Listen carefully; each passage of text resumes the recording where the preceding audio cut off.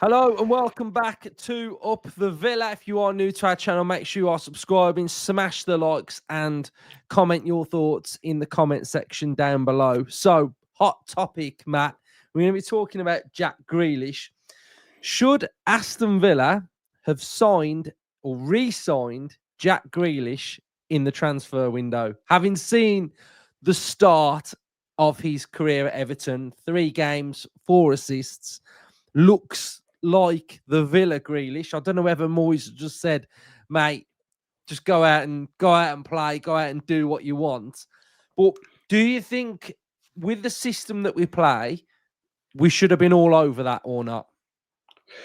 Yeah, I mean, DJ Grealo, he's been quality in his first few games at Everton. You can see he's just got that freedom smile on his face. That I could just picture that run inside and that little clip over someone's fight into Dewsbury Hall's path and him banging top corner. And you just think of Grealish down the Villa. Then it's like how he was moving and everything like that. You think there's Jackie boy.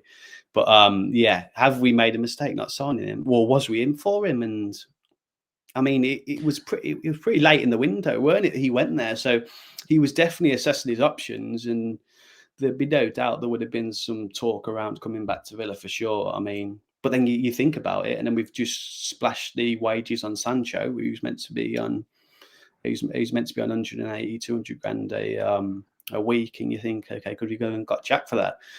But yeah, I would have had him back, mate. To be fair. Yeah, he does. I mean, this version, it does look, because I was a little bit like, what is he now? Like, is that Grealish even there? But yeah, obviously, he Pep looked like an old man at Man City. But why did Pep do that to him? I don't know, mate. I don't know. I think Pep's way of playing, and if you listen to a Thierry Henry, and this is going back years, but it comes into my head. It's probably on YouTube somewhere, so anybody can go and find it. Thierry Henry spoke about Guardiola on Monday Night Football, like maybe over 10 years ago, and Guardiola's way of thinking was, listen, the 2/3 are mine. I will get you up to these 2/3 doing it my way.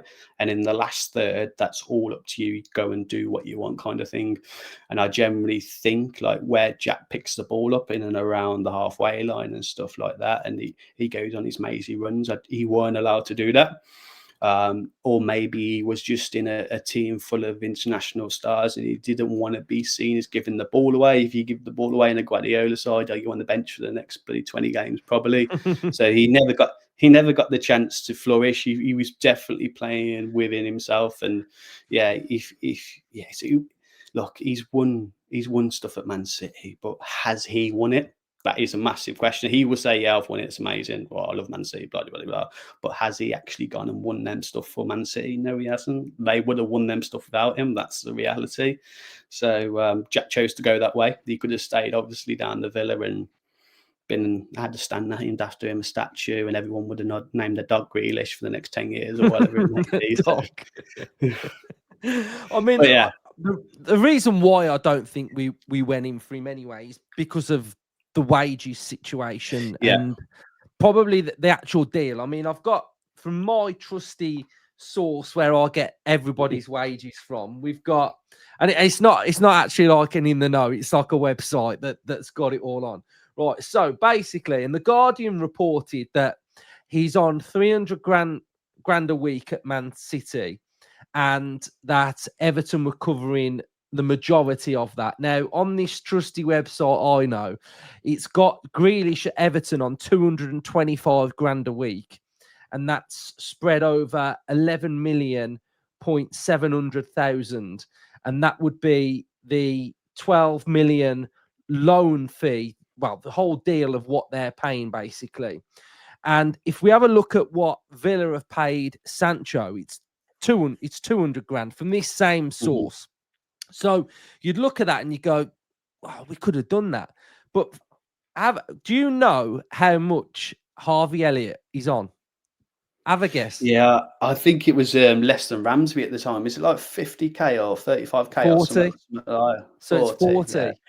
So Yeah, we're paying 240 for Sancho and Elliott, and Grealish was on yeah. 220. So Mhm. you can see there Villa's finances, we probably weren't in a position to be able to go out and blow all that money on one player, whereas we've got two players that solve kind of both sides for Aston Villa, Yeah. really. And I imagine Mhm. Elliott's wages will go up once we actually sign him Yeah. next season as Mhm. well. There's Mhm. probably something in there that he gets Yeah. paid quite a lot. But do you feel like it's a good fit, Moyes and Grealish? I mean, he hasn't had shin splints yet, so he's No. playing games. But when Mm. he might get shin splints at Everton because he never got them at Man City, did he? So, Mhm. what do you think Moyes says to him? Just go and embrace it. Jack, like I think, just said it. Like Jack's a maverick, and he just give him the ball and kind of let him do his own thing. Don't ask him to track back in a sense because he's not going to. And Moyes they probably had them chat between us. You probably Jack, just go and play, just go and do your thing. I've got 3 or 4 players who are technically gifted around you as well, so you'll be have someone to link up with. And yeah, I think David Moyes is a black and white manager, isn't he? Very simple tactics and stuff like that. It probably makes him so great. I mean, there is a lot of football coaches out there, footballers who try and make the game so difficult now. But I think it's kind of doing a bit of a U-turn. I think I generally think it's coming back to does the game need to be that difficult now? And Moisey and I reckon Sean Dyche, mate, would be better at Man United than bloody Rooney Yeah, Mabber and yeah, he Grealish. would because he'd get you more wins, and but he's just not. He's not, if his name was something completely like Daishinio or something, Yeah, he'd probably have it'd had be, yeah. loads of jobs by now, wouldn't he? And if you weren't ginger and had a horrendous voice, he'd have the judge say, Yeah, definitely. I mean, mm-hmm. we're chatting a bit about Grealish. It's all sort of like just Yeah, hypothetical, really. But we have got yeah, Everton up next, yeah, mm-hmm. and had this international break not been here, I'd have been probably bricking it right now, about to see him Yeah, tearing down and mm-hmm. Die tearing down Yeah. on our goal. So, how do you think Villa deal with Grealish? Do you think? Because in my early phase of analysing Everton at the minute, I'm thinking Konsa could go out there Mate, and 1v1 him. I was just about to start the debate. Konza or Matty Cash. I mean, if Grealish comes across Matty Cash, he's going to absolute field day, isn't he? And then you think Esri, not many players go past him really. No. Can we get Linda off up to speed? Can he play bloody 10 behind closed doors matching or something really quickly to get him up to speed and whatever? Talking about Lindoff, the big Swede, and I remember big Olaf Malberg. So if he can have any kind of impact on the club that Malberg had, that'd be class. But yeah, I'd say Konza definitely 200%, 1,000,000% needs to start. Cash needs to. I can't, everyone knows my thoughts on Matty Cash and yeah, let's leave him if you can stand up. But Bust Matty that game. can he sort of can he do a job, Cash, in the Premier League this season? Mate, if you look at the last goals, and I don't know if anyone's picked up on it, but that first goal against Palace and his positioning, if you watch it, when the ball goes into Mateta, Konza stays where he is. Konza's got a choice. He can go to Mateta and get back and close him down and leave a gap in behind. But Ezri's really clever. He stays and he keeps the back four connected, well, back three, because Matty Cash is on his bike somewhere. But then all it needed is Matty Cash. If you see Matty Cash, he kind of comes out of position. And that's when Kamada gets in behind him. So what Kashi needs to do there is be super disciplined and just stay in his back four and stay connected. And I think he really, really, really, really struggles with discipline or just literally his mind being in the game. I think he generally really struggles with that. So coming up against Grealish, a tricky player who's always going to get you thinking. Sometimes Jack doesn't know what he's going to do. So Matty Cash is going to have no idea what he's going to do. So this game screams out for Esri to do a job at right back. Yeah, because I've been watching some Everton footage this season, and Grealish especially, he's doing that when he dribbles with the ball. He's sort of like tempts you in to make a challenge, and then he'll take another touch and whip it in. He's so good at doing that. And what you can't have in that instance is somebody being quite rash, you know, Yeah, making that wrong time to make that. And if yeah, he crosses it in, and like we've already seen the goal, I think it's like Unai when he got that goal and it was at the back post. Like we just need somebody that's going to dominate those 1v1s against Grealish, because you know he's mhm, most week. You know, I looked at Sancho's numbers, and his dribbling success is at like 53%. So mhm. Sancho is winning like dribbling duels against defenders. So I think we've got to really make sure that he's shut out in that game against Villa.